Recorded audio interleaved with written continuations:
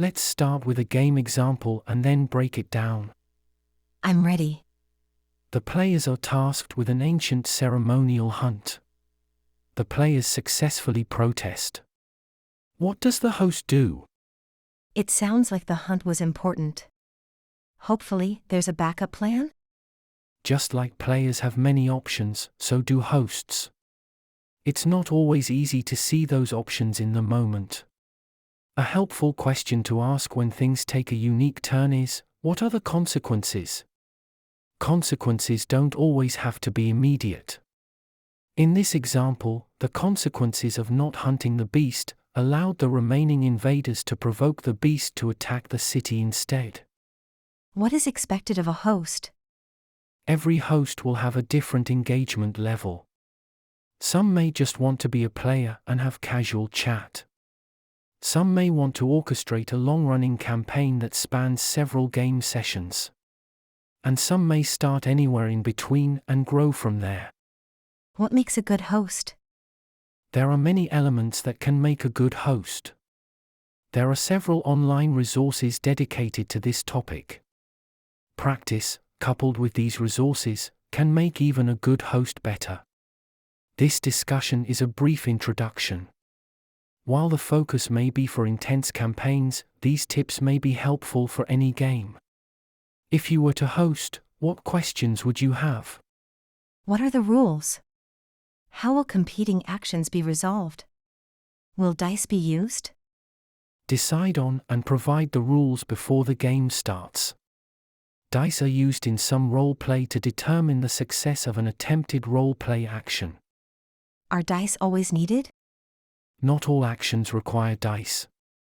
Very simple actions automatically succeed and impossible actions automatically fail.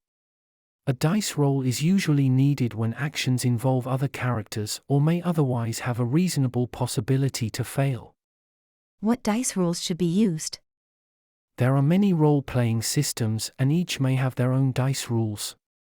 Using dice may range from a simple roll to a more elaborate system.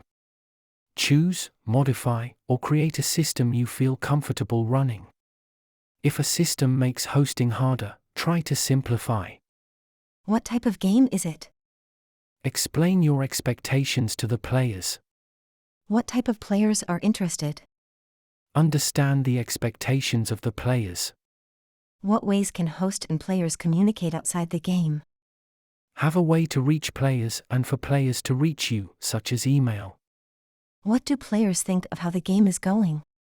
Ask players for regular feedback if players are not providing it. What type of pacing should the game have? Non-stop action? Vary the pacing as needed. For example, a game may have an engaging story, but the combat is too long. Or a game may have a story unfold so fast, there is no time for character moments. In both examples, the issue is not the story, but that the story is too fast or too slow. Does a host need to constantly create new stories? Recognize that once the story gets started, the story may often almost write itself. Any actions players take may have both positive and negative consequences. Also, players often have their own personal stories they want to pursue. So after you incorporate the consequences and add any stories players want to explore, the amount of completely new story elements you need to create is reduced. Does a host need to constantly perform? A host may have to perform a lot, but this isn't always the case. Often, the host's role is not about constantly performing elaborate scenes and being on stage. Often, the host's role is to give the stage to the players as often as possible and only contribute as often as needed. For games with multiple players, the host may just need to help get the game started, help keep the game moving, and help the game wrap up.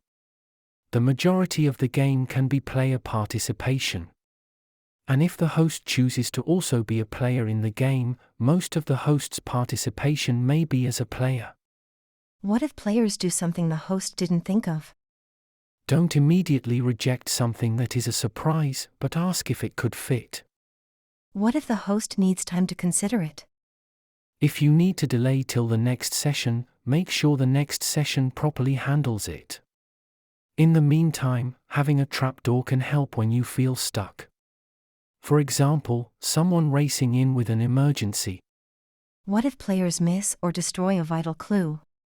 They either deal with the consequences or there are multiple ways to learn that info, and perhaps there is also a cost. Is the goal of the host to defeat the players? A host is more of a referee. What if players easily solve the challenges? Have challenges with depth. If challenges are only win-lose, then the drama is in the host trying to defeat the players. However, if challenges don't have an easy answer, then the drama is in the players' choices. What would be a good dilemma? A dilemma is a problem without an easy answer. Often, dilemmas are two good values at odds with each other. Be honest and cause hurt. Or lie and spare hurt. Honesty versus kindness. Help a friend. Or help a sibling. Loyalty versus loyalty. Choices often have both positives and negatives. The challenge is not only about making the choice happen, but deciding which choice to make. While choices can have unforeseen consequences, they need foreseen consequences too. Asking yes or no without giving the question isn't really a choice with depth. Whether players get it right or wrong, it's hard for them to take credit or blame. And perhaps the most important question, what is a key role of the host? To provide a place for stories to shape the players and for the players to shape the stories. Remember to make the players feel special. And these special moments can be remembered fondly for years to come. Even one-time games can still be epic.